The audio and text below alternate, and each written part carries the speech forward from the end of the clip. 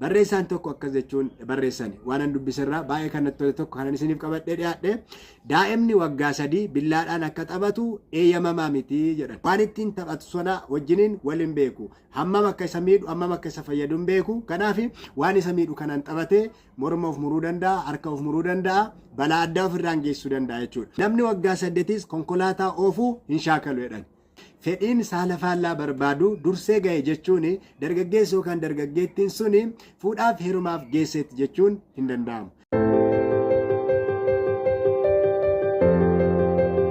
Bakkaaf biyya jirtan hundumaatti nagaaniif araarri waaqayyo isiniif haa baay'atu daawwattoota sagantaa keenyaa attam jirtu sagantaa kana qopheesse kan isiniif dhiyeessu ani luba Eeliyaas Addunyaan jedhama yeroo jalqabaa kan isiniif ta'e baga nagaan dhuftanii gorsa gaa'elaa fi leenjii gaggabaabaa gaa'ela wajjin wal qabatu argachuu yoo barbaaddan YouTube chaanaalii keenya subscribe gochuudhaan akkasiin maatii taatan isin jajjabeessuun barbaada guyyaa har'aa baay'ee kan irraa barachuu dandeessu jedhee yaade mata duree tokko isiniif qabadhee dhiyaadheera akka ittiin eebbifamtan abdii guddaan qaba hamma dhumaatti na wajjin turaan affeerraa kooti mata dureen guyyaa har'aa wal wajjiniin ilaallu umurii gaa'elaaf murteessaa ta'e kan jedhu ta'a umurii gaa'elaaf murteessaa ta'e macaafni qulqulluun akkuma dubbatu maal jedhaa wanti hundumtuu yeroo qabaa jedha wanti hundumtuu yeroo qabaa dhalachuun yeroo qabaa du'uun yeroo qabaa gammaduun yeroo qabaa gadduun yeroo qabaa akkuma kana fuudhuun yeroo qabaa heerumuunis yeroo qaba jedha wanti yerootiin alatti ta'u hin jiru wanti hundumtuu yeroo keessatti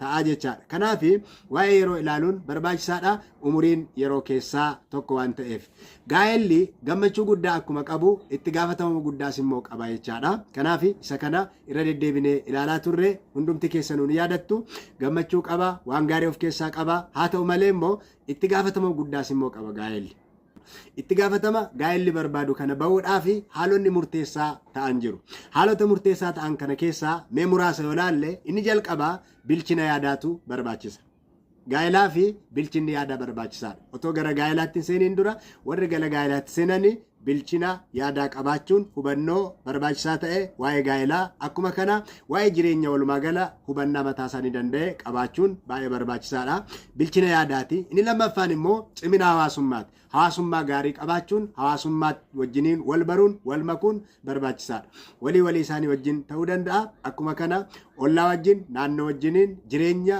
jiraachuu danda'utu isaanirra jiraata muuxannoo hawaasummaa qabaachuun baay'ee barbaachisaadha warri wal fuudhan lamaan jechaadha dabalataan ga'umsa qaamaa qabaachuun isaanirra jira warri wal fuudhan lamaan kana jechuun yoo kun hin jiraanne itti gaafatama gaa'elli qabu dirqama gaa'elli qabu kana ba'uun hin danda'amu kanaaf ga'umsi qaamaa barbaachisaadha qaamaan ga'uu qaamaan guddachuu jechaadha qaamaan ga'uu gaafa jennu karaa kan biraa umurii wajjiniin wal qabatee deemaa jechaadha inni kan biraan guddina sammuuti guddina sammuu gaafa jennu beekumsa madaalawaa ta'e waa'ee gaa'elaa ilaalchise akkuma kana waa'ee jireenya isaanii hubannaa madaalawaa ta'e guddina sammuu qabaachuun barbaachisaadha beekumsa qabaachuun barbaachisaadha kana qofa miti ga'umsa maallaqaallee qabaachuun isaanirra jiraata warri wal fuudhan lamaan jechaadha yoo ga'umsa maallaqaan qabaanne jireenya isaanii waan ittiin gaggeessan hin qabani wal jaalachuu qofti gahaa miti itti gaafatamummaa baachuudhaaf wanta dhufu maallaqni baay'ee murteessaa waan ta'eef jechaadha kan ittiin jireenya isaanii gaggeessani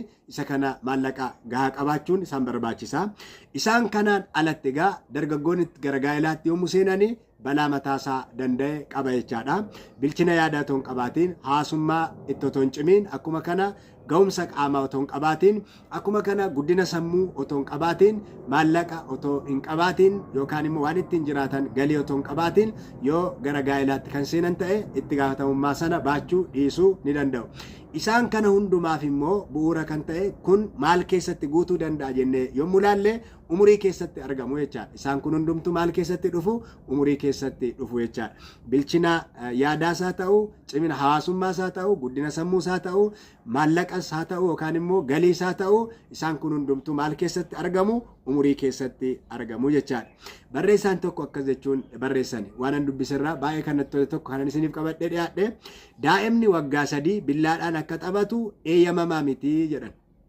daa'imni waggaa 3 billaadhaan akka taphatu eeyyamamaa miti. Maaliif jettanii yommuu gaafattanii daa'imni waggaa 3 kun billaadhaan taphachuudhaaf ga'umsa hin qabu. Maaliif bilchina yaadaan qabu waan ittiin taphatu sana wajjiniin waliin beeku. Hammam akka isa miidhu hammam akka isa fayyadu hin beeku. Kanaaf waan isa miidhu kanaan taphatee morma of muruu danda'a, harka of muruu danda'a, balaa addaa ofirraan geessuu danda'a jechuudha.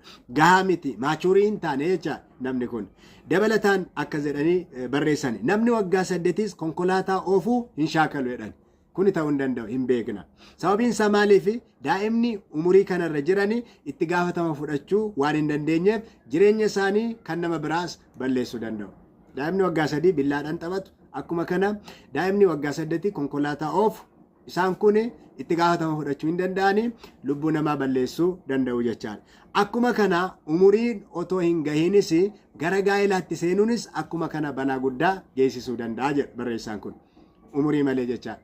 Maaliif akkuma inni billaatiin taphatu waggaa 3 ta'e balaa keessa bu'u, konkolaataa oofu waggaa 8 ta'e balaa keessa bu'u, warri umuriin gaa'ilaa isaanii otoo hin ga'iin gara gaa'ilaatti adeemsa gaa'ila keessaatti seenanii dargaggoonni akkuma kana jireenya mataa isaaniis haa ta'u kan nama biraa balaa keessa buusuu danda'u. Umurii wal qabatee wanti nuti xiyyeeffannoo gochuu dandeenyu jira jechaadha. Gama biraatiin uumamarraa wanti nuti barannu tokko jira.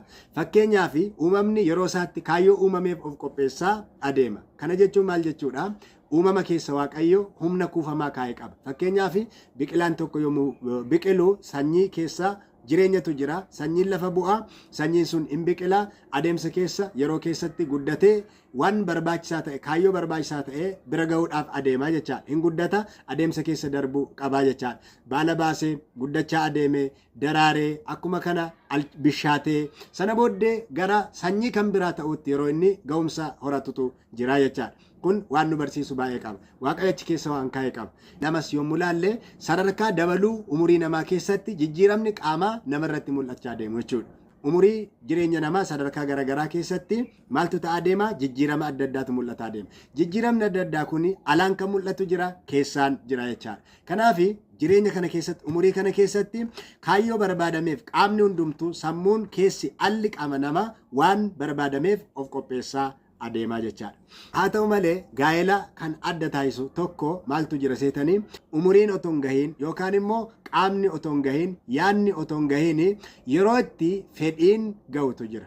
Yeroo itti fedhiin ga'u yeroo itti fedhiin keessa namaatti saala faallaa barbaaduu mul'atu jira jechaadha. Kuni dargaggoota dhiiraa irrattis haa ta'u warra shamarranii irratti mul'achuu danda'a. Wanti hundumtuu ijaaramee iddoo isaa otoo hin ga'iin fedhiinsaa yeroo dursee dhufutu jira jechaadha.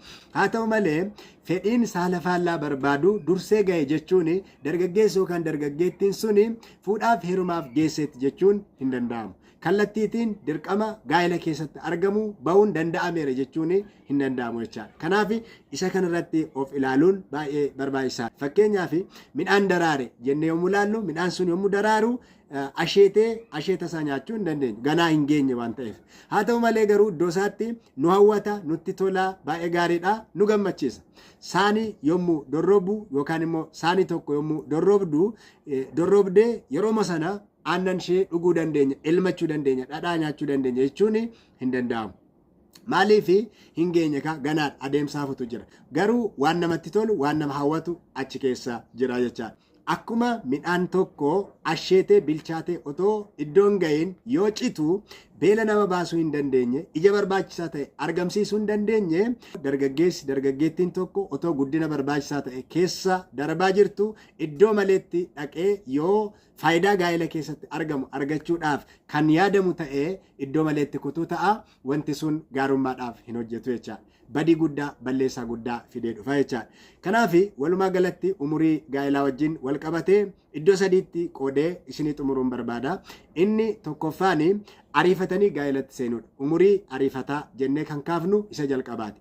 Qorannoon garaagaraa umurii ariifataa kana shamarraniif waggaa 20 dura, dhiiraaf immoo waggaa 25 dura. Inni kun gorfamaa miti jedha. Balaa qabaachuu danda'a. Early jedhama yookaan immoo dafanii ariifatanii itti seenuu jedhama. Waggaa 20 gaditti shamarraniif waggaa 25 gaditti dhiiraaf isaan kun bilchina yaadaa, sammuu, qaamaa jenne sana hundumaa, ikoonoomii jenne sana hundumaa baatanii itti seenuudhaaf chaalenjiin isaan mudachuu danda'a. Qormaanni guddaan isaan mudachuu danda'a jedha qorannoon. Kanaaf ariifatanii itti seenuun kun baay'ee akka inni balaa qabu dubbataa jechaadha. Dabalataan immoo umurii gaarii gaa'ilaa kan jedhamu inni lammaffaan umurii gaarii gaa'ilaa kan jennu optimal or best age kan jennu mid 20s to early 30s waggaa 25 hanga 30tti akkuma kana 32 33tti adeemuu danda'a. Isaan kun yeroo gaarii jedhama jecha yeroo gaarii jennee waamna.